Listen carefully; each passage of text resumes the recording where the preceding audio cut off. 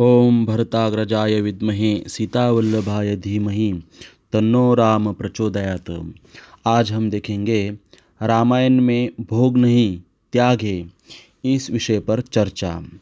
भरत जी नंदीग्राम में रहते हैं। शत्रुघ्न जी उनके आदेश से राज्य संचालन करते हैं। एक रात की बात है, माता कौशल्या जी को सोते में अपने महल की छत पर किसी के चलने की आहट सुनाई दी। नींद खुल गई। पूछा, कौन है? मालूम पड़ा श्रुतकीर्ति जी है। नीचे बुलाया गया।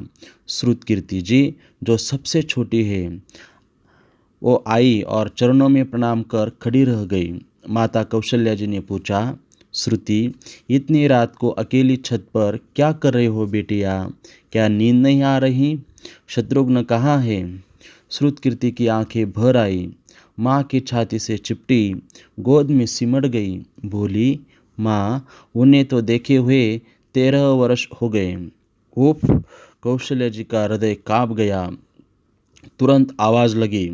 सेवक दौड़े आए। आधी रात की पालकी तैयार हुई। आज शत्रुघ्न जी की खोज होगी। माँ चली। आपको मालूम है शत्रुघ्न जी कहाँ मिले? अयोध्या जी के जिस दरवाजे के बाहर भरत जी नंदीग्राम में तपस्वी होकर रहते हैं, उसी दरवाजे के भीतर एक पत्थर की शिला है। उसी शिला पर अपनी बाह का तकिया बनाकर लेटे मिले। माँ सिरहाने बैठ गई। बालों में हाथ फिराया तो शत्रुघ्न जी ने आंखें खोली। माँ, उठे, चरणों में गिरे। माँ, आपने क्यों कष्ट किया? मुझे बुलवा लिया होता। माँ ने कहा, शत्रुघ्न यहाँ क्यों? शत्रुघ्न जी की रुलाई फूट पड़ी। बोले, माँ, भैया राम जी पिताजी की आज्ञा से वन चले गए। भैया लक्ष्मण जी उनके पीछे चले गए। भैया भरत जी भी नंदीग्राम में है। क्या ये महल, ये रथ, ये राजस्वी वस्त्र विधाता ने मेरे ही लिए बनाए हैं? माता कौशल्या जी निरुत्तर रह गई। देखो, यह राम कथा है। यह भोग की नहीं, त्याग की कथा है। यहाँ त्याग की प्रतियोगिता चल रही है और सभी प्रथम है, कोई पीछे नहीं रहा।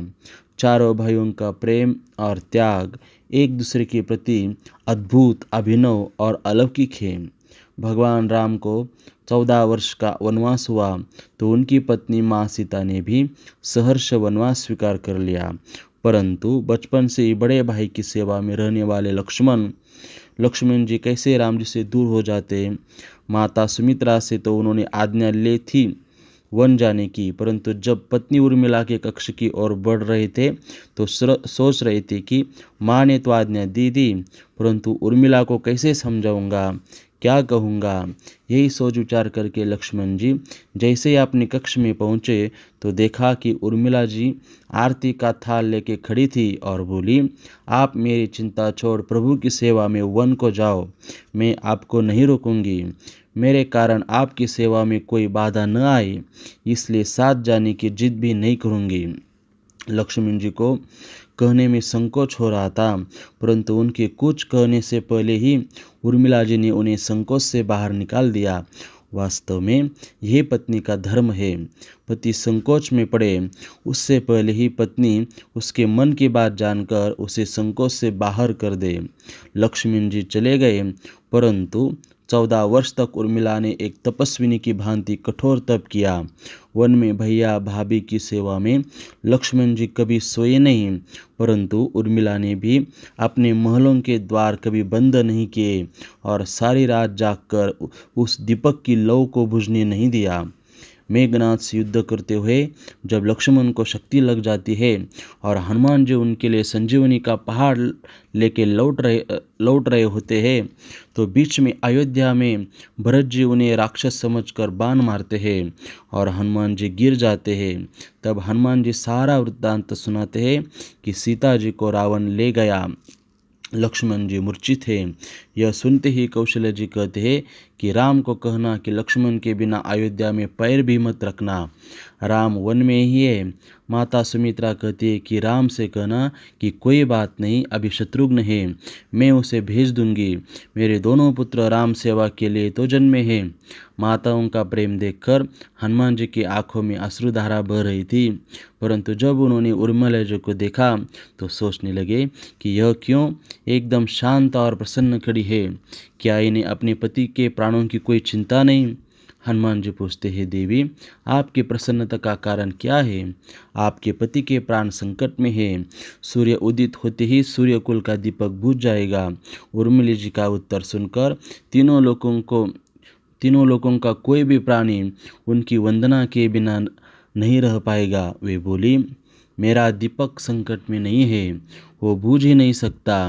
रही सूर्योदय की बात, तो आप चाहे तो कुछ दिन अयोध्या में विश्राम कर लीजिए, क्योंकि आपके वहाँ पहुँचे बिना सूर्य उदित हो ही नहीं सकता। आपने कहा कि प्रभु श्री राम मेरे पति को अपनी गोद में लेकर बैठे हैं। जो योगेश्वर राम की गोद में लेटा हो, काल उसे छू भी नहीं सकता। यह तो ओ दोनों लीला कर रहे हैं। मेरे पति जब से वन गए हैं तब से सोए नहीं हैं।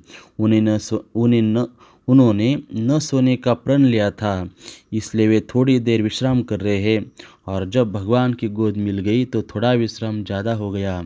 वे उठ जाएंगे, और शक्ति मेरे पति को लगी ही नहीं, शक्ति तो राम जी को लगी है। मेरे पति ही हर श्वास में राम है, हर धड़कन में राम, उनके रोम रोम में राम है, उनके खून की बूंद बूंद में राम है। और जब उनके शरीर और आत्मा में सिर्फ राम, तो शक्ति राम जी को ही लगी, दर्द राम जी को ही हो रहा है। इसलिए हनुमान जी आप निश्चिंत होके जाए, सूर्य उदित नहीं होगा। राम राज्य की नींव जनक की बेटियां ही थी, कभी सीता तो कभी उर्मिला। भगवान राम ने तो केवल राम राज्य का कलश स्थापित किया, परंतु वास्तव में राम राज्य इन सबके प्रेम, त्याग, समर्पण, बलिदान से आया। ओ